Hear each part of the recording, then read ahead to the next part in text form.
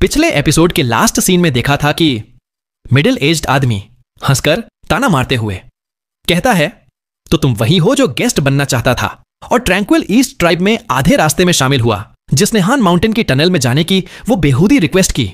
भले ही tribe leader ने मान लिया हो, कोई भी यूं ही अचानक आ जाए तो जरूर उसके इरादे गलत होंगे। ऊपर से ये मास्क भी पहना है, क्या मजाक है। जब तक ये अपनी काबिलियत साबित नहीं करता, मैं इसे मंजूरी नहीं दूंगा। मिडिल एज्ड आदमी ठंडी हंसी हंसता है। सूमिंग पर एक नजर डालने के बाद वो उसे नजरअंदाज कर देता है और ट्रैंक्विल ईस्ट के ट्राइब लीडर की ओर देखने लगता है। अब आगे। मिडिल एज्ड आदमी के वर्ड्स बहुत शार्प थे और पूरे शांत माउंटेन टॉप पर गूंज रहे थे। उसके बगल में मुस्कुराता हुआ छोटा आदमी जो ट्रांसेंडेंस रेल्म तक पहुंच चुका था, उसके चेहरे पर भले ही कोई एक्सप्रेशन नहीं था, लेकिन होठों पर हल्की स्माइल थी। बाकी लोग जैसे कुछ सुने ही नहीं, सब साइलेंट रहे। जो ओल्ड मैन ब्लू रोब्स में सर्कल के बीच बैठा था, उसकी आंखें अब भी बंद थीं, जैसे उसे इस पूरी सिचुएशन से कोई फर्क ही नहीं पड़ता। वहीं जो दो लोग सर्कल के बीच बैठे थे, वो बिल्कुल वैसे ही थे जैसे सूमिंग ने गेस किया था। वो ट्रैंक्विल ईस्ट ट्राइब के नहीं थे। ये दोनों ही हान माउंटेन के टनल में भेजे जाने वाले तीसरे बैच के गेस्ट्स थे। इन दोनों में से एक ओल्ड मैन था जिसके हेयर रेड थे, दूसरा एक 30 साल के आसपास का आदमी था। दोनों के चेहरे काम थे, आंखें बंद किए बैठे थे, जैसे आसपास की कोई बात एक्नॉलेज ही नहीं करनी। Tribe leader of tranquil east धीरे से कहता है, हेड ऑफ द गार्ड्स, उसे किस तरह का राइट चाहिए? मेरा वर्ड ही उसके लिए काफी है। ट्राइब लीडर आगे कहता है, अगर तुम मानते हो कि इसमें ट्रैंक्विल ईस्ट ट्राइब के लिए कोई इल विल नहीं है तो ठीक है, लेकिन हान माउंटेन के टनल में लिमिटेड लोग ही जा सकते हैं। उसकी वजह से जोयुए को अग्रीड लिस्ट से बाहर करना पड़ा। अगर वो खुद को जोयुए से ज्यादा स्ट्रांग साबित कर दे तो मैं भी अग्री कर लूंगा। मिडिल एज्ड आदमी अब भी सूमिंग की तरफ नहीं देखता, बस फॉन्गशन की तरफ सीरियस अंदाज में कहता है। फिर वो फॉन्गशन के आंसर का इंतजार नहीं करता और जोर से शाउट करता है, जोयुए, अगर तुम इस आदमी को हरा दो तो तुम्हें टनल में जाने से कोई नहीं रोक सकता। जैसे ही मिडिल एज्ड आदमी बोलता है, स्टेज के दूसरी तरफ से एक लंबी जोरदार लाफ गूंजती है। फिर वहां से एक बड़ा अगली आदमी आता है जिसकी हाइट करीब 10 फीट है। वो जोर जोर से लाफ करता हुआ स्टेज पर आता है और उसने शर्ट नहीं पहनी होती। उसकी मस्कुलर बॉडी सबके सामने होती है। जैसे जैसे वो पास आता है, उसकी पावर इतनी ज्यादा महसूस होती है कि आसपास का फॉग भी स्कैटर हो जाता है। उसकी प्रेजेंस देखकर ट्रैंक्विल ईस्ट ट्राइब के चीफ की भौहें सिकुड़ जाती हैं। यहां तक कि सर्कल में बैठे दोनों गेस्ट भी अपनी आंखें खोलकर सीरियस एक्सप्रेशन के साथ उसकी तरफ देखने लगते हैं। हर स्टेप पर जोयुए के पैर जमीन पर थंडर की तरह गिरते हैं। वो सीधा मुस्कुराता हुआ छोटा आदमी ट्रांसेंडेंस रेल्म वाला के पास जाकर खड़ा हो जाता है और सर्कल के बीच बैठे ओल्ड मैन को ट्रेडिशनल ग्रीटिंग देता है। उसकी आवाज वेव की तरह गूंजती है, greetings Elder chief of battle, head of the guards. बोलते हुए जोयुए मुस्कुराता हुआ छोटा आदमी और रेड रोब्स वाले मिडिल एज्ड आदमी को रिस्पेक्ट में झुककर ग्रीट करता है। नीले कपड़ों वाला बूढ़ा आदमी अब भी आंखें बंद किए बैठा है, उसे इग्नोर करता है।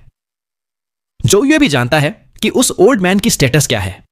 अगर एल्डर सच में आंख खोल देता और उसे नॉड कर देता तो जोयुए खुद भी शॉक्ड हो जाता। ट्रैंक्विल ईस्ट के head of the guards, red ropes वाला मिडिल एज्ड आदमी सख्ती से कहता है, जोयुए, यही वो आदमी है जिसने तुम्हारी जगह ली है।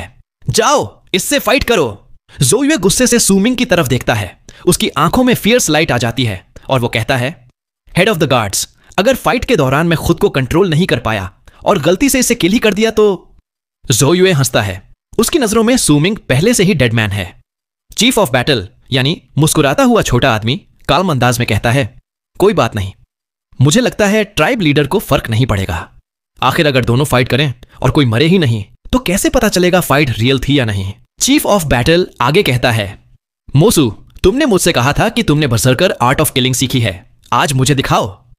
Tribe leader of tranquil east का चेहरा सख्त हो जाता है। कल ही सबने सूमिंग के बारे में बात करके सब डिसाइड किया था, लेकिन अब रिचुअल शुरू होते ही उसके ओपोनेंट्स ने अचानक चैलेंज दे दिया। सूमिंग साइलेंट रहता है। जोयुए उसकी तरफ भारी कदमों से आता है। उसकी हाइट इतनी ज्यादा है कि उसके सामने सूमिंग बहुत फ्रेल और छोटा लगता है, भले ही ब्लैक रोब्स ने उसकी बॉडी छुपा रखी हो। दोनों को साथ देखकर लगता है फाइट बिल्कुल अनफेयर है।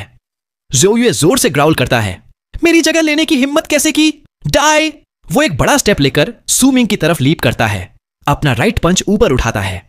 उसके शरीर के अंदर से बोन्स के टकराने जैसी आवाजें आती हैं। उसकी पावर इतनी जबरदस्त है कि हवा में ही उसका पंच थंडर की तरह गूंजता है। वो सू मिंग पर पंच फेंकता है, जोर से लाफ करता हुआ। ज़ो युए ने यह पंच पूरी रात प्रिपेयर किया था ताकि ओपोनेंट को एक भी मौका ना मिले। उसका इरादा था कि सू मिंग का बॉडी एक्सप्लोड हो जाए, फ्लैश और ब्लड बिखर जाए और वो इस डिस्ट्रक्शन का मजा ले। उसके एक्सपीरियंस में उसकी स्ट्रेंथ से कई लोग मर चुके हैं।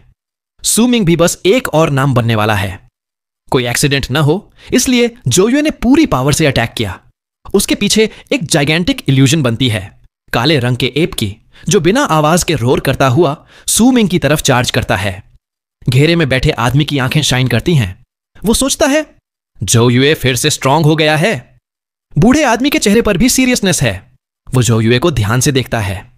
Head of the guards, red ropes वाला मिडिल एज्ड आदमी दोनों फाइटर्स को कोल्ड नजरों से देखता है। उसे नहीं लगता कि ज़ो युए एक ही पंच में मोसू को मार सकता है, लेकिन वो यह जरूर चाहता है कि मोसू को पता चले कि ट्रैंक्विल ईस्ट ट्राइब में एल्डर के अलावा कोई भी अकेले डिसीजन नहीं ले सकता। चीफ ऑफ बैटल यानी मुस्कुराता हुआ छोटा आदमी के माइंड में कुछ और ही चल रहा है। वो ज़ो युए को रोकने का कोई इरादा नहीं रखता, बल्कि मोसू की असली पावर जानना चाहता है। सबके मन में अलग अलग थॉट्स हैं। बाकी साइलेंट लोग भी देख रहे हैं, लेकिन जैसे ही ज़ो युए सू मिंग के करीब आता है, कुछ शॉकिंग होता है। सू मिंग पंच से बचता नहीं, बल्कि खुद एक कदम आगे बढ़ता है और ज़ो युए के बिल्कुल पास आ जाता है। ज़ो युए का पंच उसकी तरफ आता है, किलिंग इंटेंट से भरा, और वो जोर से लाफ करता है, लेकिन सू मिंग अपना राइट हैंड उठाता है और ज़ो युए के पंच से टकरा देता है। एक जबरदस्त बूम गूंजता है। ज़ो युए का बॉडी हवा से नीचे गिरता है, जबकि सू मिंग ब्लैक रोब्स और ब्लैक मास्क में वहीं खड़ा रहता है। उसका राइट हैंड ज़ो युए के पंच से टकराया हुआ और रंबलिंग साउंड्स गूंजती हैं। ज़ो युए को खून दिखता है, लेकिन वो खून उसकी अपनी है। उसका राइट हैंड एक्सप्लोड हो जाता है। वो पेन में चीखता है। उसकी फेरोशियसनेस कंफ्यूजन में बदल जाती है, उसकी लाफ डर में। उसका फेस सन्न रह जाता है। उसे साफ साफ सू मिंग के पंच से आती हुई एक जबरदस्त प्रेशर महसूस होती है, जैसे कोई अनस्टॉपेबल फोर्स उसके हाथ को चीरती चली गई हो। उसका पूरा राइट हैंड टूट जाता है और वो फोर्स उसके पूरे बॉडी में रश कर जाती है। प्रेशर के फैलते ही उसके पैर सुन्न हो जाते हैं, लेफ्ट हैंड और पूरा बॉडी जैसे गायब हो जाता है। उसकी नजर पूरी तरह रेड हो जाती है और उसी रेड में वो देखता है सू मिंग अपना राइट हैंड वापस खींचकर अपनी ब्लैक रोब्स को झाड़ रहा है। यही उसकी आखिरी नजर थी। इसके बाद उसकी दुनिया हमेशा के लिए घेरे में बैठे दोनों गेस्ट्स की ब्रीदिंग तेज हो जाती है, आंखें फटी रह जाती हैं। सब कुछ इतनी तेजी से हुआ कि कोई समझ नहीं पाया। ज़ो युए का ह्यूज बॉडी सू मिंग के सामने टुकड़ों में बिखर जाता है और एक लिविंग पर्सन बस ऐसे ही खत्म हो जाता है। यह डरावना सीन देख सब डिसबिलीफ में डूब जाते हैं और उनकी नजरों में सू मिंग के लिए इंस्टेंट रिस्पेक्ट आ जाता है। उसने डॉज नहीं किया, बल्कि पंच का जवाब पंच से दिया और ज़ो युए का बॉडी क्रश कर दिया। उसने ज्यादा शी भी यूज नहीं की, नहीं अपनी जगह बदली। साफ है ज़ो युए को मारना उसके लिए कुछ नहीं था। जहां भी जाओ पावरफुल बर्जर्कर्स को रिस्पेक्ट मिलता है। सू मिंग ने आज अपने एक्शन से यह रिस्पेक्ट हासिल कर लिया। Tribe leader of tranquil east की आंख में एक चमक आती है, होठों पर हल्की स्माइल आ जाती है, लेकिन वो भी शॉक्ड है। उसे पता था ज़ो युए में टावरिंग माउंटेन ट्राइब का ब्लड था और उसकी स्ट्रेंथ बहुत ज्यादा थी। उसके पास करीब 700 ब्लड वेन्स थीं, लेकिन नेचुरल स्ट्रेंथ के कारण उससे ज्यादा ब्लड वेन्स वाले भी उसे हराना मुश्किल समझते थे। सबसे बड़ी बात, सू मिंग ने सिर्फ एक पंच में यह कर दिखाया। Head of the guards, red ropes वाला, की आंखें सिकुड़ जाती हैं। उसे लगता है जैसे उसे सबके सामने ह्यूमिलिएट कर दिया गया हो। उसने कभी नहीं सोचा था कि ज़ो युए एक पंच भी नहीं झेल पाएगा। वो सोचता है अगर मैं भी ज़ो युए के पंच को झेलकर फाइट करता तो भी बस उसे पीछे धकेल सकता था, उसे इंस्टेंटली किल नहीं कर सकता था। चीफ ऑफ बैटल यानी मुस्कुराता हुआ छोटा आदमी के होंठों पर आई स्माइल फ्रीज हो जाती है। उसकी आंखें सिकुड़ जाती हैं, चेहरे पर सीरियसनेस आ जाती है। वो ट्रांसेंडेंस रेल्म में है, इसलिए वो सब देख सकता है जो बाकी नहीं देख सकते। बहुत फाइन कंट्रोल और बर्जर्कर वेसल जैसी पावर। यह आदमी चीफ ऑफ बैटल यानी मुस्कुराता हुआ छोटा आदमी की आंखें शाइन करती हैं, लेकिन वो अब मोसू की स्ट्रेंथ को और परखने का इरादा छोड़ देता है। सू मिंग अपनी रोब्स डस्ट करता है और रेड रोब्स वाले हेड ऑफ द गार्ड्स को मास्क के पीछे से इनडिफरेंट नजरों से देखता है। जैसे ही हेड ऑफ द गार्ड्स की नजर सू मिंग से मिलती है, उसके दिल में एक ठंडी लहर दौड़ जाती है। तभी सू मिंग अचानक आगे बढ़ता है। वो इतनी स्पीड से चलता है कि 100 फीट से भी कम दूरी एक पल में पार कर लेता है। हेड ऑफ द गार्ड्स की आंखों के सामने ही सू मिंग गायब हो जाता है। Head of the guards stunned रह जाता है। उसे लगता है कुछ बहुत बुरा होने वाला है। वो जल्दी से खड़ा होता है, लेकिन उसी पल फ्रीज हो जाता है। आंखें सिकुड़ जाती हैं। वो देखता है कि सुमिंग उसके सामने खड़ा है और उसकी उंगली उसके माथे के बीच टिकी हुई है। हेड ऑफ द गार्ड्स सिर्फ सुमिंग का मास्क देख पाता है। अब उसे वो मास्क फनी नहीं लगता, बल्कि उसका दिल कांप जाता है। चेहरे पर हैरानी छा जाती है। सिर्फ वही नहीं, चीफ ऑफ बैटल यानी मुस्कुराता हुआ छोटा आदमी भी चौंक जाता है। उसकी आंखों में शाइन आ जाती है। वो तुरंत अपनी पावर को संभालता है। Tribe leader of tranquil east भी हैरान है। वो जल्दी से खड़ा हो जाता है। उसे समझ ही नहीं आता सुमिंग कब हेड ऑफ द गार्ड्स के सामने आ गया। बाकी सब भी हैरान हैं। सबकी नजरें सुमिंग पर टिकी हैं। सुमिंग की उंगली हेड ऑफ द गार्ड्स के माथे के बीच है। उसका चेहरा पीला है। सुमिंग की आंखें शांत हैं। वो सामने वाले को देखता है और कहता है, अब मेरे पास राइट है या नहीं? हेड ऑफ द गार्ड्स घबराकर कहता है, तुम उसका दिल बुरी तरह कांप रहा है। उसे कभी इतनी इंटेंस डेथ की फीलिंग नहीं हुई थी। सुमिंग की उंगली से निकला प्रेशर उसे लगता है जैसे उसका शरीर और मन अभी टूट ही जाएगा, जैसे वो एल्डर के सामने खड़ा हो। सुमिंग की कोल्ड आईज उसे यकीन दिला देती हैं कि अगर उसने कुछ भी गलत किया तो किलिंग इंटेंट तुरंत बर्स्ट हो जाएगा। तभी एक बूढ़ी वॉइस धीरे से गूंजती है, अब तुम्हारे पास राइट है। ट्रैंक्विल ईस्ट के एल्डर पहली बार अपनी आंख खोलता है और सुमिंग की तरफ। एल्डर ऑफ ट्रैंक्विल ईस्ट की आंखों में गहराई थी, जैसे रात के आसमान में तारे। जैसे ही सुमिंग की नजर एल्डर से मिलती है, सुमिंग के दिमाग में एक तेज बूम गूंजता है और सुमिंग कुछ कदम पीछे लड़खड़ा जाता है। इसी मौके का फायदा उठाकर हेड ऑफ द गार्ड्स जल्दी से आगे बढ़ता है और एल्डर के पास जाकर खड़ा हो जाता है। उसका चेहरा पीला और आंखों में डर है। एल्डर ऑफ ट्रैंक्विल ईस्ट कहता है, ठीक है मोसू, अब से तुम ट्रैंक्विल ईस्ट ट्राइब के गेस्ट हो। फंक्शन, इसे प्लेट दे दो। एल्डर फिर सुमिंग से नजरें हटा लेता है। सुमिंग थोड़ी देर के लिए स्टंट रह जाता है, लेकिन उसकी नजरें काल्म और कलेक्टेड रहती हैं। फंक्शन जब मोसू की तरफ देखता है तो उसकी आंखों में तारीफ झलकती है। फंक्शन सोचता है, जब सुमिंग ने जो युए को पंच से मारा तो मैं बस उसकी पावर देखकर थोड़ा हैरान हुआ, लेकिन ज्यादा सरप्राइज नहीं था। लेकिन उसकी स्पीड देखकर मैं भी स्टन्ड रह गया। उसकी एक उंगली से जो प्रेशर आया, उसने मुझे उसकी पावर पर फिर से सोचने पर मजबूर कर दिया। एल्डर के आदेश सुनते ही फंक्शन जोर से हंसता है और अपनी जेब से एक प्लेट निकालता है। वो प्लेट पूरी तरह सफेद है और उस पर नंबर लिखा है 15। जैसे ही फंक्शन प्लेट सुमिंग को देने वाला होता है, एल्डर ऑफ ट्रैंक्विल ईस्ट अचानक अपना दायां हाथ हवा में उठाता है और कहता है, रुको। प्लेट एल्डर के पास उड़ जाती है। एल्डर अपने बाएं हाथ से नंबर 15 मिटा देता है और उसकी जगह एक नया नंबर लिखता है। एल्डर ऑफ ट्रैंक्विल ईस्ट 3 लिखता है। चीफ ऑफ वॉर की आंखों में हल्की सी चमक आती है। ट्राइब लीडर मुस्कुराता है और बाकी लोग, खासकर दोनों गेस्ट, फिर से सुमिंग की तरफ देखने लगते हैं। सुमिंग थोड़ा कंफ्यूज्ड होता है, लेकिन सोचता है, लगता है इसमें कुछ खास है। जब कोई कुछ एक्सप्लेन नहीं करता तो सुमिंग भी सवाल नहीं करता। सुमिंग एल्डर से प्लेट लेता है और उसे अपनी जेब में रख लेता है। एल्डर ऑफ ट्रैंक्विल ईस्ट कहता है, किंड्रेड, मो, आओ सर्कल में बैठो। अब हम हान माउंटेन के टनल को खोलेंगे और तुम तीनों को अंदर भेजेंगे। सुमिंग अपने दोनों हाथ जोड़कर धन्यवाद करता है और सर्कल में चला जाता है। दोनों गेस्ट जल्दी से खड़े होकर सुमिंग के आगे लाइन में लग जाते हैं। जब सुमिंग बैठता है तभी वो भी बैठते हैं। एल्डर ऑफ ट्रैंक्विल ईस्ट कहता है, मेरे तीनों किंड्रेड, हम सब आउटसाइडर नहीं हैं। किंड्रेड मो अभी अभी ट्रैंक्विल ईस्ट ट्राइब में शामिल हुआ है, तो कुछ बातें उसे जाननी जरूरी हैं। फंक्शन, इन्हें समझाओ। एल्डर अपनी आंखें बंद कर लेता है। फंक्शन सिर हिलाता है और गंभीरता से कहता है, ब्रदर चैन और ब्रदर डोंगफंग को हान माउंटेन के टनल के बारे में थोड़ी जानकारी है, लेकिन ब्रदर मो को शायद कम पता हो। हान माउंटेन का टनल सीधे हान माउंटेन सिटी के नीचे वाले कैनियंस में जाता है। यह जगह काफी बड़ी है और उसमें बहुत स्ट्रॉन्ग सील्स लगे हैं। फंक्शन आगे कहता है, ये सील्स सिर्फ तब कमजोर होते हैं जब डे ऑफ इटर्नल क्रिएशन का फॉग आता है। फंक्शन समझाता है, सैकड़ों साल पहले हान माउंटेन सिटी हान माउंटेन ट्राइब की थी।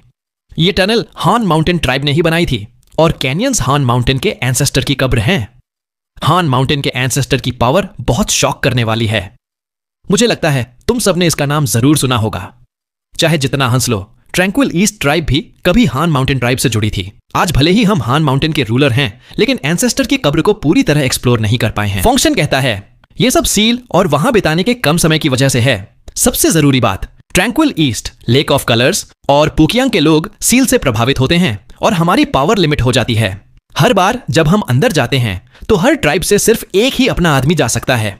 अगर 2 अपने लोग अंदर गए तो उनमें से एक की वही मौत तय है। फंक्शन आगे बताता है, लेकिन अगर कोई आउटसाइडर यानी तीनों ट्राइब्स के ब्लड के बिना अंदर जाता है तो उस पर यह लिमिटेशन नहीं होती। इसी वजह से ट्रैंक्विल ईस्ट ट्राइब इतने गेस्ट्स को ले रही है। सालों में कई गेस्ट्स अंदर गए, कुछ मरे, कुछ को वहां रेयर सेरेंडिपिटी मिली और उनकी पावर बढ़ गई। फंक्शन कहता है, किसी की लाइफ और डेथ उसकी किस्मत पर है, जैसे अमीरी गरीबी ऊपर वाला तय करता है। फंक्शन कहता है, तुम सब ट्रैंक्विल ईस्ट ट्राइब के गेस्ट्स हो, हम तुम्हें सब कुछ देते हैं, ये मौका भी। जो भी तुम अंदर पाओगे उसमें हम इंटरफियर नहीं करेंगे, लेकिन 2 रूल्स हैं।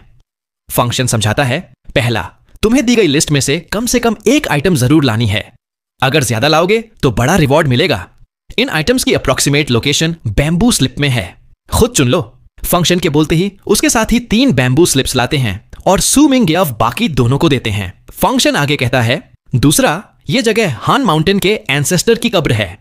अंदर 2 सील्स हैं। एक सील फॉग की वजह से कमजोर हो जाता है, जिससे तुम अंदर जा सकते हो, लेकिन दूसरा सील कैनियंस के सेंटर में है, वहां एक टूम्ब है। टूम्ब के बाहर 3 टावर्स हैं। White tower tranquil east tribe का है, वहां जाकर अपनी सारी चीट टावर में डाल देना।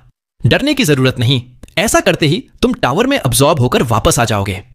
फंक्शन कहता है, ट्रैंक्विल ईस्ट ट्राइब तुम्हें कोई नुकसान नहीं पहुंचाएगी। यह सब सालों से चल रहा है।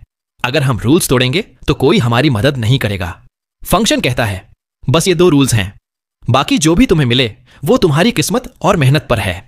मैं बता दूं, कैनियंस में हान माउंटेन के एंसेस्टर की बहुत सी बेरियल आइटम्स बिखरी हैं। मिलेंगी या नहीं ये तुम्हारी लक पर है। फंक्शन गंभीरता से कहता है, तुम लोग तीसरे बैच हो जो कैनियंस में जा रहे हो। बाकी 2 ट्राइब से एग्रीमेंट के मुताबिक हर बार टनल खुलने पर सिर्फ 10 गेस्ट ही भेजे जाते हैं। तुम्हारे बाद भी कुछ लोग कुछ दिन बाद अंदर जाएंगे। कैनियंस में खतरा सिर्फ सील की वजह से नहीं है जो तुम्हारी पावर लिमिट करता है, बल्कि बाकी दोनों ट्राइब्स भी खतरा हैं। खुद का ध्यान रखना। फंक्शन सूमिंग की तरफ देखता है, फिर दायां हाथ उठाता है और उसकी आस्तीन से 3 बॉल्स ऑफ लाइट निकलती हैं। फंक्शन बताता है, इन बॉल्स ऑफ लाइट में 3 बर्जर्कर वेसल्स हैं। एक ग्रे सूखी टहनी, दूसरी एक सफेद बोन ब्लेड जिसके चारों तरफ चीखती आत्माओं की ऑरा है, और तीसरा एक ब्लैक विप जो लिपटा हुआ है और एक जहरीले सांप जैसा दिखता है। फंक्शन कहता है, ट्रैंक्विल ईस्ट ट्राइब हर उस व्यक्ति को रिवॉर्ड देती है जो हान माउंटेन के टनल में जाता है। ये तीनों भले ही नकली बर्जर्कर वेसल्स हैं, लेकिन इनकी पावर बहुत स्ट्रांग है। जैसे ही तुम तीनों अपना अपना चुन लोगे, हम टनल खोलकर तुम्हें कैनियंस में भेज देंगे। फंक्शन फिर सूमिंग की तरफ देखता है। सूमिंग के चेहरे पर ब्लैक मास्क है, जिससे कोई उसका एक्सप्रेशन नहीं देख सकता, बस उसकी आंखों में ठंडा लुक नजर आता है। बाकी दोनों थोड़ी देर हेजिटेट करते हैं, फिर बूढ़ा आदमी मुस्कुराता है और कहता है, ब्रदर मो, पहले आप चुनिए। चेन भी मुस्कुराकर कहता है, सही बात है ब्रदर मो, पहले आप चुनिए। सूमिंग कहता है, अगर ऐसा है तो मैं आप दोनों का धन्यवाद करता हूं। सूमिंग अपना दायां हाथ उठाता है और विप की तरफ हवा में पकड़ बनाता है, जो जहरीले सांप जैसी दिख रही थी। विप तुरंत कांपती है और सूमिंग की तरफ उड़ती है, उसके दाहिने हाथ के चारों ओर लिपट जाती है और हल्की गर्मी की लहरें छोड़ती है। जब बूढ़ा आदमी और चैन भी अपना वेसल चुन लेते हैं, एल्डर ऑफ ट्रैंक्विल ईस्ट अपनी आंखें खोलता है, दोनों हाथ उठाता है और जमीन पर जोर से पटकता है। बाकी लोग भी ऐसा ही करते हैं, यहां तक कि हेड ऑफ द गार्ड्स जो सूमिंग से डर गया था, वो भी अपनी जगह लौटकर गहरी सांस लेकर दोनों हाथ जमीन पर पटकता है। जैसे ही सबने हाथ जमीन पर रखे, पूरा माउंटेन कांपने लगता है और सफेद मिस्ट की तेज लहरें बाहर निकलती हैं और सबको घेर लेती हैं। पल भर में ही माउंटेन टॉप का स्टेज मिस्ट से घिर जाता है। सूमिंग जब ध्यान से उस सफेद मिस्ट को देखता है तो पाता है कि वो तेजी से इकट्ठा होकर अचानक एक विशाल गॉड ऑफ बर्जर्कर्स की स्टैच्यू में बदल जाती है। गॉड ऑफ बर्जर्कर्स की स्टैच्यू करीब 1000 फीट ऊंची है और हवा में तैर रही है। वो इंसान की नहीं बल्कि एक विशाल बुल की आकृति में है। उसके सींगों पर 2 बेल्स हैं, एक ब्लैक और एक व्हाइट। जैसे ही वो मूर्त रूप लेती है और हिलती है, बेल्स की आवाज गूंजती है। व्हाइट बुल के प्रकट होते ही ट्रैंक्विल ईस्ट ट्राइब के लोग जमीन पर घुटनों के बल बैठकर स्काई की तरफ उस बुल को पूजने लगते हैं। धीरे धीरे मंत्रों जैसी आवाजें भी हवा में फैलने लगती हैं। संगलन भी भीड़ में एक घुटने पर बैठ जाती है और सिर उठाकर व्हाइट बुल को देखती है। संगलन सोचती है, ये हमारे ट्राइब के गॉड ऑफ बर्जर्कर्स की 4 स्टैच्यूज में से एक है, हेवन बुल। संगलन सोचती है, चाहे मैं फ्रीजिंग स्काई क्लैन की डिसाइपल बन गई हूं और वहां कई गॉड ऑफ बर्जर्कर्स की स्टैच्यूज देखी हैं, लेकिन अपनी ट्राइब की स्टैच्यूज के लिए मेरा रिस्पेक्ट अब भी उतना ही है। संगलान जब सू मिंग को माउंटेन टॉप पर रिचुअल करते देखती है तो उसके मन में कॉम्प्लिकेटेड और पिटी की फीलिंग भी आ जाती है। चंगलान सोचती है, तुमने अपनी मेमोरीज भूल गए हो या शायद किसी ने उन्हें इरेज कर दिया। चंगलान के शरीर में सिहरन दौड़ जाती है। उसे जो दिखा वो याद आते ही उसका चेहरा फिर से पीला पड़ जाता है। ट्रैंक्विल ईस्ट ट्राइब के जो लोग माउंटेन पर थे वही नहीं बल्कि बाकी सभी पहाड़ों पर रहने वाले लोग भी हेवन बुल की पूजा करने के लिए उसकी तरफ बढ़ने लगते हैं। हेवन बुल अपना सिर उठाकर आसमान की तरफ जोर से रोर करता है। माउंटेन टॉप पर एल्डर और बाकी लोगों के पास तेज लाइट चमकती है। यह लाइट कुछ सांसों तक रहती है और फिर धीरे धीरे गायब हो जाती है। सू मिंग और बाकी दोनों लोग भी उसके साथ गायब हो जाते हैं। कुछ देर बाद हेवन बुल फिर से सफेद मिस्ट में बदलकर हवा में घुल जाता है और सब कुछ नॉर्मल हो जाता है। माउंटेन टॉप के स्टेज पर एल्डर ऑफ ट्रैंक्विल ईस्ट समेत 7 लोग अपने हाथ उठाए खड़े रहते हैं और चुपचाप खड़े रहते हैं। कुछ पल बाद सफेद बालों वाले एल्डर धीमी भारी आवाज में बोलते हैं। एल्डर ऑफ ट्रैंक्विल ईस्ट कहता है, मुझे पता है तुम सब क्या सोच रहे हो। ये मोसू नाम का आदमी जो युए को बजरकर वेसल की पावर से मार पाया, आखिरी तक मुझे उसमें स्पिरिट स्टोन्स की कोई एनर्जी नहीं लगी। मुझे नहीं लगता उसका हान माउंटेन के रेमनेंट से कोई कनेक्शन है। चीफ ऑफ बैटल कहता है, अगर उसका हान माउंटेन के रेमनेंट से कोई कनेक्शन नहीं है तो ठीक है, लेकिन उसकी पावर बहुत अजीब है। उसने अभी ट्रांसेंडेंस हासिल नहीं की, फिर भी उसके पास ओरिजिन बजरकर वेसल है और बजरकर की फाइन कंट्रोल वाली आर्ट है जो ट्रांसेंडेंस रेल में होती है, और उसकी स्पीड। चीफ ऑफ बैटल हैरान होकर कहता है। फंक्शन काम अंदाज में चीफ ऑफ बैटल की बात काटता है। चंगलान ने एक बार कहा था कि शायद यह आदमी पहले ट्रांसेंडेंस रेल्म तक पहुंच चुका था, लेकिन एक्सीडेंट की वजह से उसकी कल्टीवेशन गिर गई। चीफ ऑफ बैटल फंक्शन को देखता है, फिर चुप हो जाता है। एल्डर ऑफ ट्रैंक्विल ईस्ट कहता है, हन चंगजी का जजमेंट भी मेरे जैसा ही है। यह आदमी शायद वैसा ही है जैसा उसने कहा। खैर, वो कहीं से भी आया हो, जब तक उसके कोई अल्टीरियर मोटिव्स नहीं हैं, हम उसे रहने दे सकते हैं। अब सब जा सकते हो। एल्डर ऑफ ट्रैंक्विल ईस्ट धीरे से बोलता है। उसकी आंखों में गहराई है, जैसे कोई छुपा हुआ इमोशन हो। सब लोग ओबे करते हैं और वहां से चले जाते हैं। एल्डर ऑफ ट्रैंक्विल ईस्ट अकेले स्टेज पर खड़ा होकर खुद से बड़बड़ाता है। उसके होठों पर रहस्यमयी मुस्कान है। एल्डर ऑफ ट्रैंक्विल ईस्ट बड़बड़ाता है, हन चंगजी की नजर में आने वाला आदमी। उसके अलावा एक और भी आया था। सोचता हूं क्या यह मोसू भी उतना ही चौंकाने वाला होगा, और मैं उसकी प्रेजेंस इस मोसू में महसूस कर सकता हूं। डे ऑफ इटर्नल क्रिएशन के दिन साउथ मॉर्निंग लैंड पर घना फॉग छा गया था। इसका सबसे घना हिस्सा लैंड ऑफ साउथ मॉर्निंग के सेंटर में था और वहीं से यह चारों तरफ फैलता था। बाहर की तरफ जाते जाते फॉग थोड़ा हल्का हो जाता, लेकिन फिर भी हर किसी की नजर को धुंधला कर देता। हान माउंटेन सिटी पूरी तरह फॉग में डूबी थी। जो लोग माउंटेन सिटी के टॉप पर खड़े होकर नीचे देखते, उन्हें पहले दिखने वाले कैनियंस भी अब नहीं दिखते थे। सिर्फ फॉग का समंदर नजर आता था। अगर कोई देर तक उस फॉग को देखता तो उसे ऐसा इल्यूजन होता कि जैसे वो फॉग पर ही खड़ा है। हैन माउंटेन सिटी के पहाड़ के नीचे एक विशाल चेंबर था जिसकी लंबाई चौड़ाई हजारों फीट थी, लेकिन बहुत कम लोग इसके बारे में जानते थे। उस चेंबर के चारों ओर कई बॉनफायर जल रहे थे, जिनकी हल्की हल्की रोशनी पूरे कमरे में अलग अलग रंगों की फ्लिकर पैदा कर रही थी, जिससे वहां एक अजीब सा ऑरा बन गया था। फर्श पर गहरी गहरी खाइयां थीं जो मिलकर एक बहुत बड़ा गोल पैटर्न बनाती थीं। वो पैटर्न बहुत कॉम्प्लेक्स था और उसमें पुरानी सभ्यता की झलक थी, जैसे वो सदियों से वहीं हो। कमरे में पूरी तरह सन्नाटा था, बस जलती हुई आग की हल्की क्रैकलिंग सुनाई देती थी। कमरे की दीवारों से 3 टनल जुड़ी थीं जो 3 काले मुंह की तरह दिखती थीं। इसी वक्त फर्श पर बने उस विशाल पैटर्न पर अचानक सफेद रोशनी चमकती है।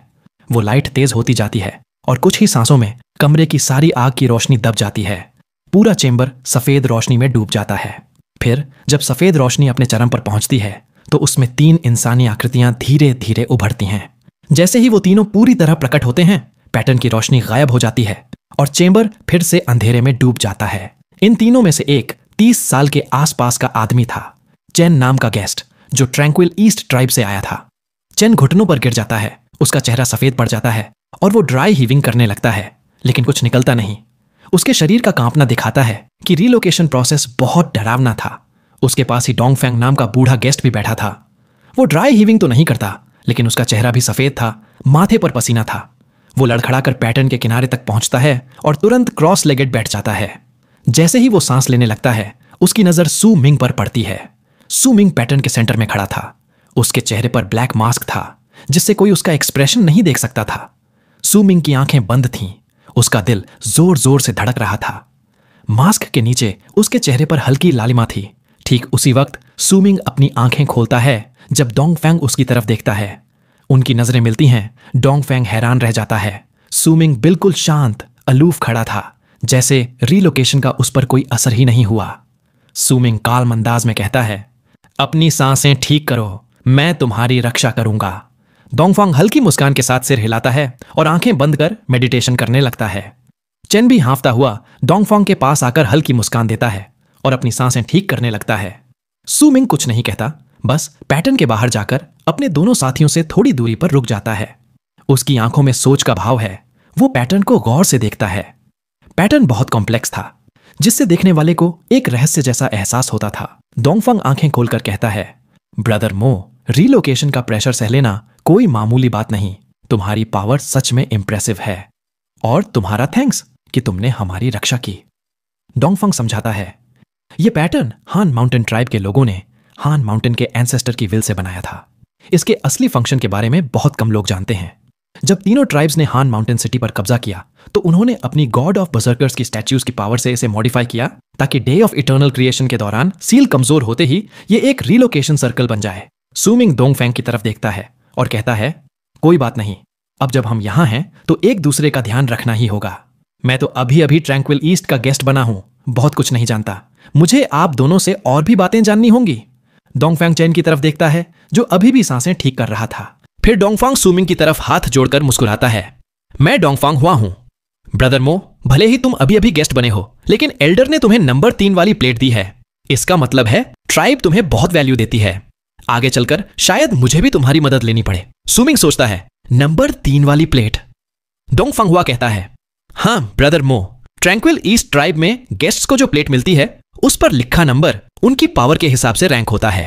डोंगफेंग हुआ अपनी जेब से प्लेट निकालता है और दिखाता है, मेरी प्लेट पर नंबर 7 है, यानी मुझसे पहले 6 लोग ऐसे हैं जिनकी पावर मुझसे ज्यादा है। डोंगफेंग हुआ चेन की तरफ इशारा करता है, ब्रदर चेन की प्लेट पर 11 है और जो यूए की प्लेट पर 8 था। सुमिंग अचानक पूछता है, तो मुझसे पहले नंबर 3 वाली प्लेट किसके पास थी? डोंगफेंग हुआ कड़वी हंसी के साथ कहता है, मुझे ठीक नहीं पता।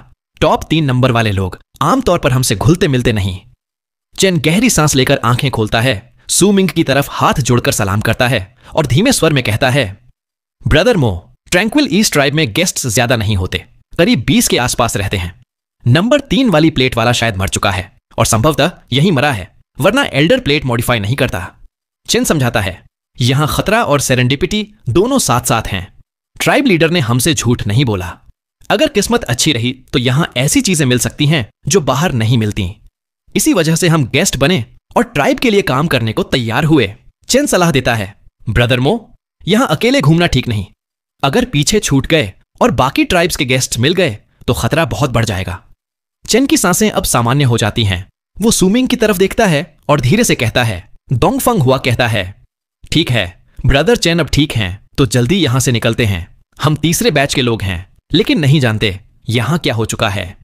बाहर टनल पर ट्रैंक्विल ईस्ट के लोग हमें रिसीव करने आएंगे, जल्दी उनसे मिलना चाहिए। लेक ऑफ कलर्स और पुकियांग के तीसरे बैच के लोग भी जल्दी आएंगे। तीनों ट्राइब्स एक दूसरे से सतर्क रहते हैं, इसलिए गेस्ट्स को पास पास भेजा जाता है। ट्रांसफर सर्कल में शायद सील भी है, जिससे पावर बाहर न फैले और टनल से बाहर निकलने से पहले कोई एक्सीडेंट न हो। वैसे भी तीनों ट्राइब्स ने आपस में लड़ाई पर रोक लगाई है, लेकिन फिर भी उनसे बचना ही ठीक है। चेन सिर हिलाता है, सुमिंग को हाथ जोड़कर सलाम करता है और तेजी से एक टनल की तरफ बढ़ जाता है। सुमिंग चुपचाप उसके पीछे चलता है। डोंगफेंग हुआ साथ में है। जैसे ही तीनों टनल में घुसने वाले होते हैं, चेंबर के पैटर्न पर अचानक तेज रोशनी चमकती है, लेकिन इस बार लाइट सफेद नहीं, डार्क थी। पूरा चेंबर एक पल में डार्क लाइट से भर जाता है। डोंगफेंग हुआ और चेन के चेहरे बदल जाते हैं। डोंगफेंग हुआ चौंक कर कहता है, पुचियांग ट्राइब। सुमिंग की आंखें सिकुड़ जाती हैं। वो ध्यान से देखता है। डार्क लाइट बस कुछ पल रहती है, फिर गायब हो जाती है। अब वहां 3 लोग और आ जाते हैं। टीम का लीडर पर्पल रोब्स में था। उसका एक्सप्रेशन डार्क था, हाथ पीछे बांधे थे, बहुत रिलैक्स्ड दिख रहा था। उसकी नजर सुमिंग और बाकी दोनों पर पड़ती है। वो सुमिंग को गौर से देखता है, फिर ठंडी आवाज में हंकारता है, और आगे ध्यान नहीं देता। चेन हैरान होकर कहता है, शुआनलून। डोंगफांग हुआ भी हैरान होकर कहता है, पुचियांग ट्राइब का चीफ गेस्ट? मुझे लगा था वो पहले बैच में होगा, तीसरे में नहीं। शुआनलून के पीछे के दोनों लोग 40 के आसपास के थे। उनके चेहरे सफेद थे। वो भी शुआनलून के साथ पैटर्न से निकलते ही बैठकर मेडिटेशन करने लगते हैं। शुआनलून फ्रस्ट्रेशन के साथ खड़ा रहता है। उसके माथे पर गुस्सा साफ दिखता है। वो हीफेंग और शू को ढूंढ रहा था, लेकिन कोई क्लू नहीं मिला। उसका मूड खराब था। वो किसी को भी प्रोवोक होते ही मार सकता था। अगर ट्रांसपोर्टेशन सर्कल के सील की वजह से पावर एक्टिवेट ना होती तो वो शायद सुमिंग और उसके साथियों को मार देता। अगर कोई एक्सीडेंट होता तो चीफ गेस्ट होते हुए भी वो खुद को नहीं बचा पाता। शेनलन कड़क आवाज में कहता है, भाग जाओ। डोंगफंग हुआ और चेन कुछ नहीं कहते, सिर झुकाकर जल्दी से पीछे हट जाते हैं। सुमिंग उनके पीछे है। वो भी डोंगफांग हुआ के साथ जाने ही वाला होता है कि शुआनलून रुकवाता है। रुको, मैंने ट्रैंक्विल ईस्ट ट्राइब के सारे गेस्ट्स देखे हैं। तुम कौन हो? मास्क उतारो। डोंगफांग हुआ के कदम रुक जाते हैं। चेन भी रुक जाता है। सुमिंग भौहें सिकोड़ता है। तभी उसके दिमाग में ही फोंग की आवाज गूंजती है, मास्टर अभी तुरंत मत जाओ। शुआनलून बस फ्रस्ट्रेशन में पूछ रहा है, सच में टेस्ट नहीं कर रहा। थोड़ा एरोगेंस दिखाओ, वो ज्यादा नहीं सोचेगा। सुमिंग की आंखों में चमक आती है। वो रुककर शुआनलून की तरफ ठंडी नजरों से देखता है। सुमिंग ठंडे स्वर में कहता है, अगर मेरा मास्क उतरवाना है तो पहले मुझे हरा कर दिखाओ। इतना कहकर सुमिंग मुड़कर टनल में चला जाता है। डोंगफांग हुआ और चेन का दिल सुमिंग की बात सुनकर कांप जाता है। वो एक दूसरे को देखते हैं, फिर जल्दी से सुमिंग के पीछे टनल में चले जाते हैं। शुआनलून की आंखें चमकती हैं। वो ठंडी हंसी हंसता है, लेकिन कुछ नहीं कहता। उसकी आंखों में अब और भी ज्यादा किलिंग इंटेंट है। टनल में चलते हुए डोंगफांग हुआ और चेन सुमिंग से दूरी बना लेते हैं। वो पहले सुमिंग को हान माउंटेन के एंसेस्टर की ग्रेव एक्सप्लोर करने के लिए इनवाइट करना चाहते थे, लेकिन शुआनलून के बाद अब उनका मन बदल गया। कुछ ही देर में टनल का एंड आ जाता है। वहां एक क्रैक है जिससे डार्क लाइट बाहर आ रही है। हान माउंटेन सिटी के हिडन ग्राउंड्स बाहर हैं। डोंगफांग हुआ और चेन बाहर निकलने ही वाले थे कि सुमिंग की आंखों में चमक आती है। वो रुक जाता है। सुमिंग ठंडे स्वर में पूछता है, ब्रदर डोंगफांग, तुमने कहा था कि टनल से बाहर निकलते ही ट्रैंक्विल ईस्ट के लोग हमें रिसीव और प्रोटेक्ट करने आएंगे। दोस्तों, मुझे आप सभी की हेल्प की जरूरत है। मेरे अलावा जिन जिन चैनल पर भी आप अभी दूसरी नोबेल एक्सप्लेनेशन को सुन रहे हैं, तो उस चैनल में जब भी कोई नई वीडियो आए तो कमेंट में मेरे चैनल के बारे में बताओ, या ये बताओ कि मैं pursuit of the truth novel को एक्सप्लेन कर रहा हूं, जिससे अगर कोई दूसरा इंटरेस्टेड होगा तो हमारे चैनल में आएगा, जिससे हमारे चैनल की रीच बढ़ेगी और हमारा चैनल ग्रो करेगा, जिससे मुझे भी वीडियो डालने का मोटिवेशन मिलेगा। और हाँ, अब ये पार्ट यही खत्म करते हैं। आगे की स्टोरी आने वाले नेक्स्ट पार्ट में पता चल रही होगी। साथ ही अगर आप में से कोई पहली बार हमारे चैनल पर आया है तो मैं केवल यही बोलूंगा कि आप हमारे चैनल को सब्सक्राइब कर सकते हैं। साथ ही अगर आपको ये वीडियो पसंद आई हो तो वीडियो को लाइक करके एक प्यारा सा कमेंट भी कर देना, जिससे मुझे भी खुशी होगी। और अगर आप चाहे तो इस वीडियो को अपने दोस्तों के साथ शेयर भी कर सकते हैं।